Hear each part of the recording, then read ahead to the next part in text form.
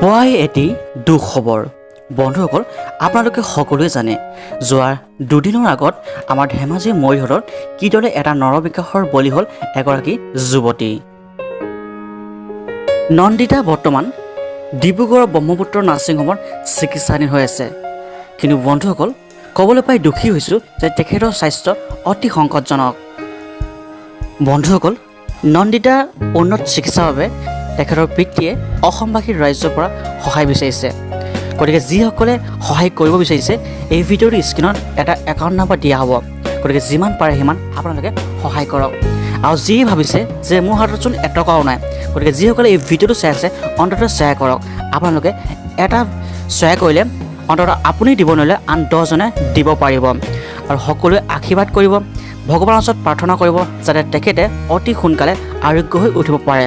চ' বন্ধুসকল, ভিডিঅ'টো কিন্তু শ্বেয়াৰ কৰিবলৈ নাপাহৰিব। ভিডিঅ'টো শেষলৈকে চাই ধন্যবাদ। জয় অসম।